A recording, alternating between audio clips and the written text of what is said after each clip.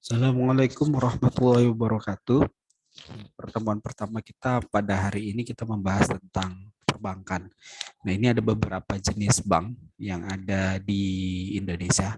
Yang pertama itu ada bank sentral, kemudian ada bank umum, dan yang terakhir ada bank perkreditan rakyat. Nah, ini akan kita bahas satu persatu pada pertemuan kali ini. Nah, ini ada bank sentral. Bank sentral itu merupakan bank yang mengatur berbagai kegiatan yang berkaitan dengan dunia perbankan dan dunia keuangan di suatu negara. Jadi bank sentral itu dia merupakan suatu bank yang mengatur lalu lintas keuangan di suatu negara. Kalau di Indonesia itu namanya Bank Indonesia. Nah, kalau di luar negeri mungkin banknya namanya ada lain. Nah, tapi yang pastinya bank sentral itu adalah bank yang mengatur keuangan di suatu negara. Dia bisa melihat inflasi, kemudian dia yang mengatur keuangan di suatu negara, dia yang mengatur sistem moneter dan lain hal sebagainya. Nah, ini ada fungsi dari bank sentral itu sendiri, yaitu mengatur peredaran keuangan di suatu negara. Sedangkan fungsinya sebagai bank to bank adalah mengatur perbankan di suatu negara. Nah, jadi ini ada fungsi dari bank sentral itu sendiri mengatur peredaran keuangan di suatu negara, sedangkan fungsinya sebagai bank to bank adalah mengatur perbankan di suatu negara. Nah, kemudian fungsi sebagai leader of the last resort adalah sebagai tempat peminjaman terakhir. Sebagai tempat peminjaman terakhir. Jadi kalau dia fungsinya sebagai dari bank ke bank, yaitu mengatur perbankan suatu negara. Jadi fungsi sebagai leader of resort, dia sebagai tempat peminjaman terakhir. Tujuan utama dari Bank Indonesia adalah mencapai dan memelihara kestabilan nilai rupiah. Untuk mencapai tujuan tersebut, Bank Sentral mempunyai tugas menetapkan dan melaksanakan kebijakan moneter, mengatur dan menjaga kelancaran sistem devisi, serta mengatur dan mengawasi bank. Nah, jadi ini tujuan utama dari Bank Indonesia atau Bank Sentral. Kalau di negara kita itu namanya Bank Sentralnya Bank Indonesia ya, Bank Indonesia. Jadi ini ada ada tugasnya yaitu menetapkan dan melaksanakan kebijakan moneter, mengatur dan menjaga kelancaran sistem devisi, serta mengatur dan mengawasi bank yang ada di Indonesia. Kemudian yang selanjutnya itu ada bank umum. Nah, jadi apa yang dimaksud dengan bank umum? Tadi kan kalau tadi bank sentral udah jelas, bank sentral itu bank yang mengatur sistem moneter atau inflasi yang ada di suatu negara. Nah, jadi semua bank itu harus larinya, peraturannya harus merujuk ke bank sentral. Kalau di Indonesia namanya bank sentral itu adalah Bank Indonesia. Kalau di negara lain mungkin namanya akan lain lagi bank sentralnya. Nah, kemudian ini ada bank umum. Sebenarnya apa sih yang dimaksud dengan bank umum? Nah, bank umum itu merupakan bank yang bertugas melayani seluruh jasa-jasa perbankan dan melayani segenap lapisan masyarakat, baik masyarakat per orang maupun lembaga-lembaga lain. Nah, ini dari definisi dari bank umum. Jadi bank umum itu merupakan suatu bank yang bertugas melayani seluruh jasa-jasa, baik per orang, individu, maupun per kelompok. Nah, jadi bank umum ini rekeningnya bisa dimiliki oleh siapa saja, bebas, asalkan orang tersebut mau melakukan transaksi dengan bank umum. Nah, yang selanjutnya ini ada bank perkreditan rakyat. Bank perkreditan rakyat atau yang disebut dengan BPR merupakan bank yang khusus melayani masyarakat kecil di kecamatan dan perdesaan. Jenis produk yang ditawarkan oleh bank perkreditan rakyat sangat terbatas jika dibanding dengan bank umum. Ada beberapa jenis bank yang tidak boleh diselenggarakan oleh bank perkreditan rakyat seperti pembukaan rekening giro dan ikut clearing.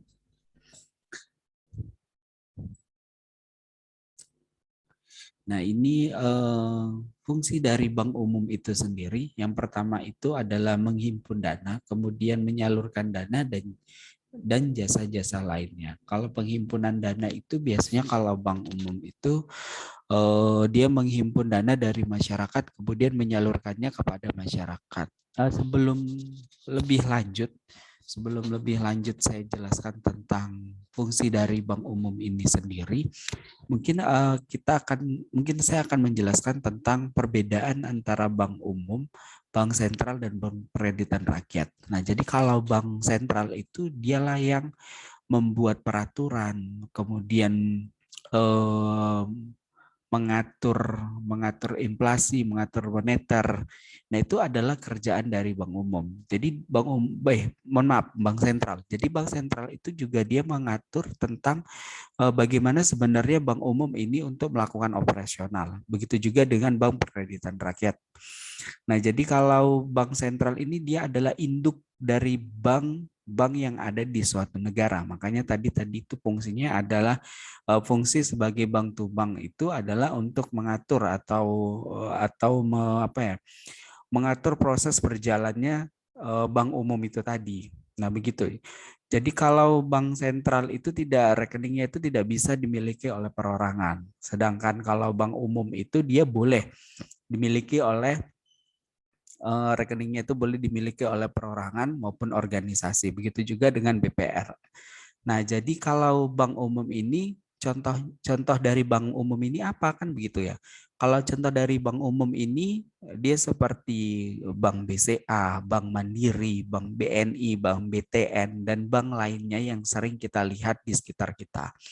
Nah, itulah yang dikatakan bank umum. Kenapa dia dikatakan bank umum? Karena siapa saja boleh membuka rekening di situ asalkan kita punya uang kan begitu. Nah, itu yang disebut dengan bank umum. Nah, kalau bank perkreditan rakyat itu juga hampir sama dengan bank umum, hanya saja produk-produk yang ada di bank umum itu tidak bisa seluruhnya diadopsi di bank perkreditan rakyat karena dia memiliki dana yang minim dibanding dengan bank umum. Tadi itu seperti kalau saya seperti giro ya, tidak bisa melakukan giro di bank perkreditan rakyat. Nah, itulah bedanya antara bank sentral, bank umum, dan bank perkreditan rakyat. Nah, ini kita lanjut tentang bank umum. Nah, ini beberapa kegiatan yang sering dilakukan bank umum, yaitu penghimpunan dana, kemudian penyaluran dana kepada masyarakat dan jasa lainnya. Nah, menurut Undang-Undang Nomor 10 Tahun 1998, bank adalah badan usaha yang menghimpun dana dari masyarakat dalam bentuk simpanan dan menyalurkannya kepada masyarakat dalam bentuk kredit dan dalam bentuk lainnya dalam rangka meningkatkan taraf hidup rakyat banyak. Kemudian penghimpunan dana dari masyarakat dalam bentuk simpanan dalam artian bank sebagai tempat menyimpan uang atau berinvestasi dari masyarakat. Nah, ini ada dua tujuan utama masyarakat menyimpan uangnya di bank. Yang pertama untuk keamanan uangnya itu sendiri dan yang kedua untuk melakukan investasi. Nah, jadi penghimpunan dana dari bank melakukan penghimpunan dana itu bank mencoba untuk membuat suatu produk agar bisa dinikmati oleh masyarakat dengan tujuan menghimpun dana dari masyarakat yang kelebihan uang, misalnya produk tabungan, produk deposito, kan begitu. Nah, itu adalah tujuannya untuk menghimpun dana dari masyarakat. Kemudian setelah dihimpun diapakan lagi? Nah, setelah dihimpun tadi harus disalurkan kepada masyarakat dalam bentuk kredit atau pembiayaan.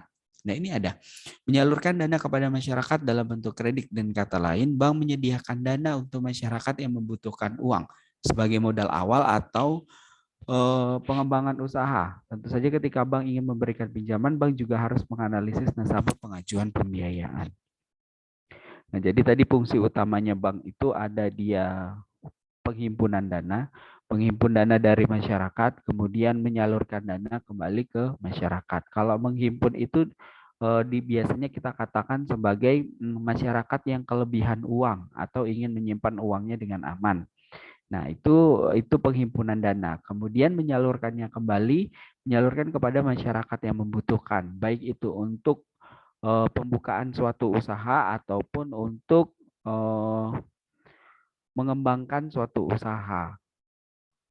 Nah, tetapi tetap saja walaupun bank itu mempunyai fungsi sebagai penyaluran dana, tetap saja bank itu harus menganalisis nasabahnya. Apakah nasabah tersebut dapat melakukan pembayaran sesuai dengan tepat janji, dan bagaimana juga analisis tentang apakah jaminan yang diberikan itu dapat menutupi apabila nantinya si nasabah itu mengalami kebangkrutan, dan analisis apakah usaha nasabah itu nanti berapa tahun ke depannya mengalami perkembangan atau tidak. Nah, analisis-analisis itulah yang digunakan oleh bank untuk memberikan pembiayaan kepada masyarakat yang membutuhkan. Nah, ini ada memberikan jasa-jasa lainnya, itu seperti pengiriman uang, penagihan, surat-surat berharga yang berasal dari dalam kota, atau clearing, penagihan surat-surat berharga yang berasal dari luar kota atau inkasu, dan lainnya yang menggunakan jasa bank. Kan tadi itu ada 3 kalau kita perhatiin fungsi dari bank. Ini kita balik lagi ya. Fungsi dari bank itu yang pertama itu ada penghimpunan dana, tadi jelas dalam bentuk tabungan, kemudian deposito dan hal lainnya. Kemudian setelah dihimpun itu disalurkan dananya kepada masyarakat, menyalurkannya dalam bentuk pembiayaan ataupun kredit. Kalau di bank konvensional namanya kredit, kalau di bank syariah namanya pembiayaan. Nah, pembiayaan ini diberikan tentu memiliki proses-proses yang harus dilewati oleh si nasabah. Prosesnya misalnya penganalisisan agunan, kemudian penganalisisan usaha yang dimiliki nasabah, penganalisisan profit yang kemungkinan akan didapatkan nasabah, dan hal-hal lainnya yang berkaitan dengan pembiayaan yang akan disalurkan. Nah, pembiayaan yang disalurkan itu bisa saja digunakan untuk pengembangan usaha, pembukaan usaha, atau hal lainnya yang masyarakat butuhkan. Nah, nanti kan biasanya akan ditanya kepada bank, untuk apa ya Bu melakukan pembiayaan? Kan dari situ juga mereka akan melakukan penganalisisan. Nah, kemudian fungsi yang ketiga itu adalah jasa-jasa lainnya. Nah, di sini jasa-jasa lainnya itu yang berkaitan dengan pembayaran rekening listrik, kemudian transfer, kemudian pembelian pulsa, kemudian pembayaran air, dan hal lainnya. Nah, itulah yang disebut dengan jasa-jasa lainnya. Itu adalah juga fungsi dari bank itu sendiri atau fungsi dari bank umum. Jadi bank umum ini sekali lagi saya tekankan, bank umum ini adalah bank yang berada di sekitar kita, seperti Bank Mandiri, Bank BRI, kemudian Bank Bukopin, dan bank lainnya yang ada di sekitaran kita dan kita bisa mendapatkan rekening dari bank tersebut. Nah, itulah sekilas pemaparan dari saya dalam pertemuan kita pada hari ini. Jadi yang perlu ditekankan di sini adalah pada hari ini bahwasannya ada beberapa jenis bank yang ada di Indonesia. Yang pertama itu bank sentral, kemudian yang kedua itu bank umum, dan kemudian yang ketiga adalah bank perkreditan rakyat. Nah, kalau bank sentral itu adalah bank yang mengatur keuangan negara, baik itu inflasi, moneter, dan hal lain sebagainya. Sedangkan kalau bank umum itu adalah bank yang dapat di rekeningnya itu dapat dimiliki oleh masyarakat. Masyarakat bisa transaksi ke bank tersebut. Nah, kalau di bank sentral kan nggak boleh perorangan itu mendapatkan rekening di situ. Nah, kemudian ada yang selanjutnya itu adalah bank perkreditan rakyat, di mana bank perkreditan rakyat ini biasanya melayani masyarakat yang ada di perdesaan. Nah, produk-produknya juga terbatas. Nah, tidak seperti bank umum. Mungkin ada beberapa produk yang tidak boleh dijalankan oleh bank perkreditan rakyat karena modal dari bank perkreditan rakyat itu sendiri. Nah, itulah perbedaan-perbedaan antara bank sentral, kemudian bank umum, dan bank perkreditan rakyat. Mungkin sekilas itu saja yang dapat saya sampaikan. Kurang dan lebihnya nanti kita jelaskan atau nanti akan kita diskusikan di pertemuan selanjutnya. Saya akhiri pada pertemuan kita pada hari ini dengan melapaskan hamdalah. Alhamdulillahirabbil alamin.